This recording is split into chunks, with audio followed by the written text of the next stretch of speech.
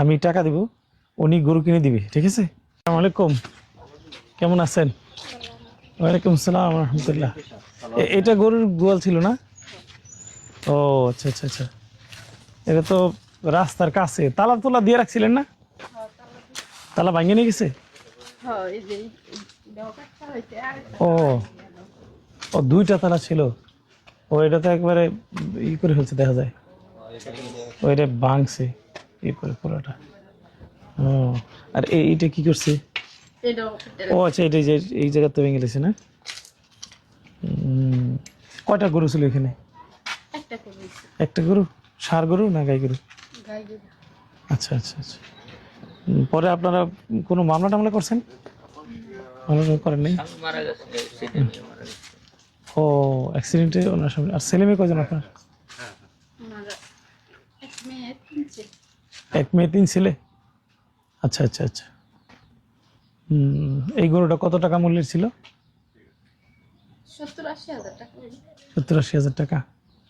ও হাসান ভাই, ওনারে একটা গরু কিনে দিবেন, আমি টাকা দিব, উনি গরু কিনে দিবে, ঠিক আছে ইনশাল্লাহ? হ্যাঁ ঠিক আছে, ঠিক আছে ইনশাল্লাহ, টেনশন করবেন না ইনশাল্লাহ, আল্লাহ দেখবেন বরকত দিবে ইনশাল্লাহ। আর সাবধানে থাকতে হবে, যেহেতু চুরি হয় রাস্তার কাছে ই হয়।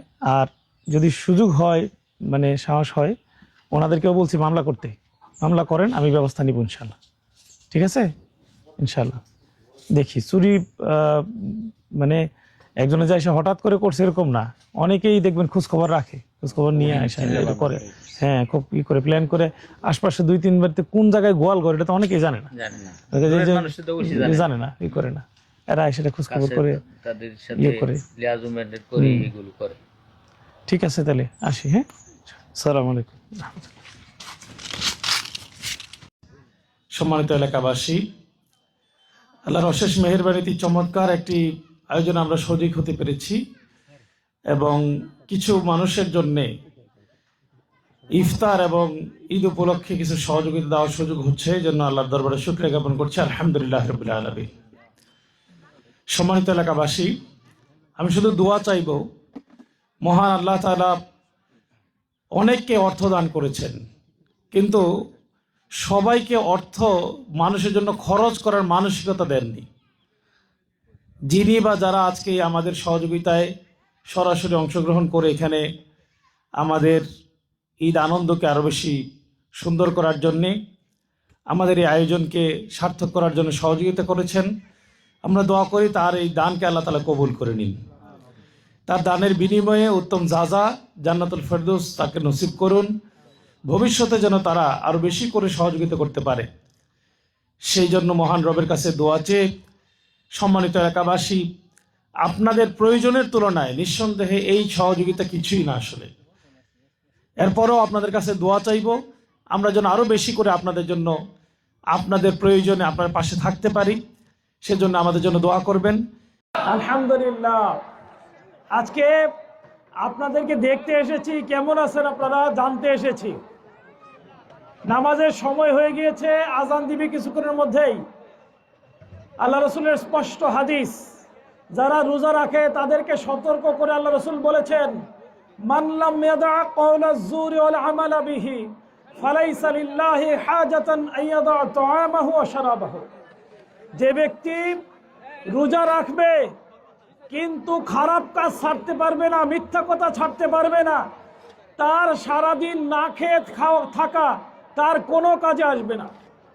সম্মানিত মুসলিয়ানে কেরাম, সুতরাং রোজা রাখলে 8 গাঁট বেঁধে জীবন থেকে সকল অন্যায়, অপরাধ, খারাপ, মিথ্যা, হারাম সব কিছুকে বাদ দেওয়ার সিদ্ধান্ত গ্রহণ করতে হবে। আমার জীবন থেকে বাদ দিলাম, সমাজে রয়ে গেল, তাহলে কি আমি আসলে সেখান থেকে বাঁচতে পারবো? পারবো না। সুতরাং আমরা অন্যায় মুক্ত, মন্দ কাজ মুক্ত, খারাপ মুক্ত এমন একটা সমাজ চাই। আমাদের সমাজে যে খারাপ কাজগুলো যুগ যুগ ধরে রয়ে গিয়েছে, কেউ শেষ করতে পারেনি, সেরকম একটা নাম হলো মাদক, তাই না? মাদক কি সম্মানীয় আছে না নাই? আছে। সুতরাং রোজা আসলো, রোজা চলে গেল, কিন্তু মাদক দূর হইল না।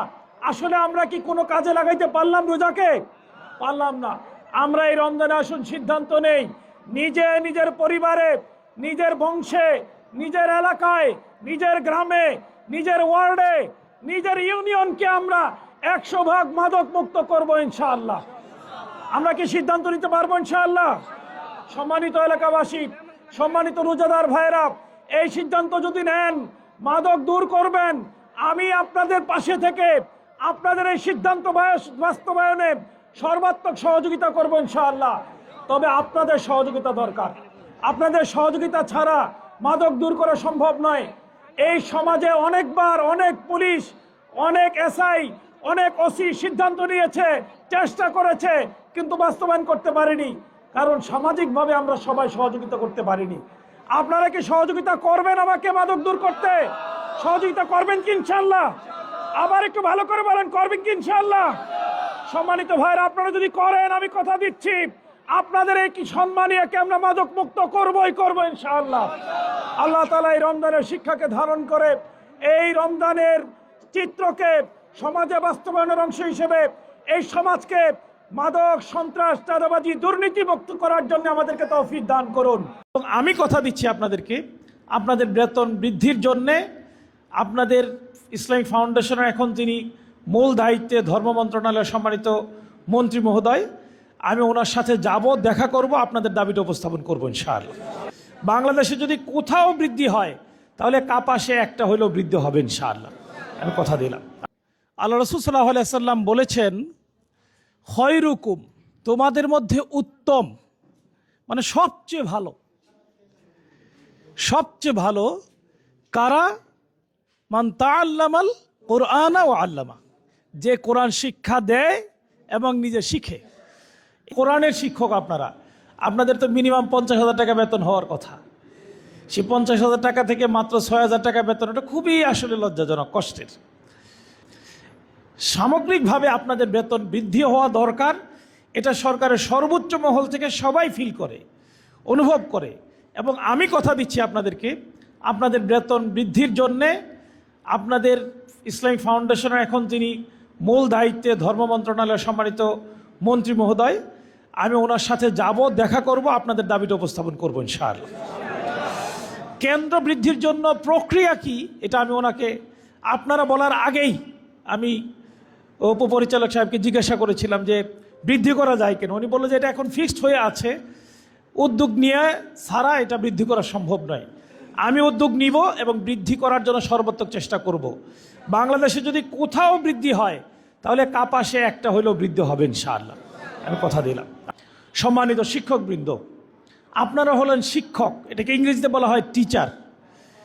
টিচার বা শিক্ষক বা শিক্ষাদান সবাই করতে পারে না। আমার অনেক ভালো বন্ধু আছে, আমাদের ডিপার্টমেন্টে যিনি ফার্স্ট ক্লাস ফার্স্ট হয়েছে, সে শিক্ষক হইতে পারেনি। কারণ শিক্ষা দেওয়াটা শিক্ষা নেওয়ার মতো এত সহজ না। অনেক দেখবেন দুর্বল ছাত্রও খুব ভালো অঙ্ক বুঝাইতে পারে, কিন্তু অনেক ভালো বুঝা অঙ্কের টিচারও, অঙ্কের ছাত্রও ভালো কি করতে পারে না, বুঝাইতে পারে না।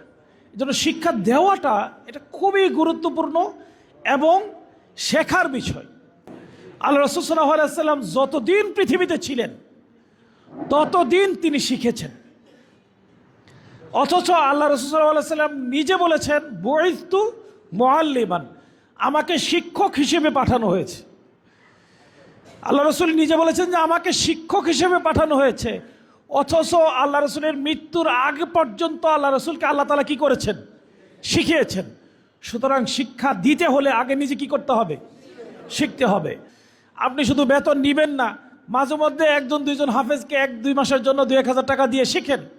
আর যদি আপনি ভুল শিখান তাহলে আসলে কি উপকৃত হবে? হবে না। এই যে এইখানে মাঝখানে একটা খুঁটি আছে না, এই খুঁটিটা যদি বাঁকা হইতো তাহলে এই বিল্ডিং কি বেশি দিন টিকতো না। এই বিল্ডিংটা খুব অল্প সময়ের মধ্যে ধসে পড়তো। শিক্ষা দেওয়ার ক্ষেত্রে যদি ভুল শিক্ষা দেওয়া হয়, সেই শিক্ষাটা তার জন্য আসলে কল্যাণকর হয় না। এই জন্যই বলা হয় little learning is a dangerous thing, অল্প বিদ্যা ভয়ঙ্কর। সুতরাং আপনাদের প্রতি আমার অনুরোধ থাকবে, শিক্ষাদানের ক্ষেত্রে নিজের শিক্ষাটাকে পরিপক্ক, পরিশুদ্ধ এবং সময়োপযোগী করার জন্য নিয়মিত আপনারা নিজেরা শেখার জন্য চেষ্টা করবেন। আমার বিশ্বাস আপনারা যদি শক্ত হন, মজবুত হন, সাহসী হন, নিজেরা আপনার সন্তানকে, আপনার নাতিকে, আপনার ভাইকে ভবিষ্যতে চোর হিসেবে দেখবেন না, মাদক কারবারি হিসেবে দেখবেন না, দুর্নীতিবাজ হিসেবে দেখবেন না, তাহলে এই শিক্ষা আপনার তাকে দিতে হবে, আপনার প্রয়োজনেই তাকে দিতে হবে।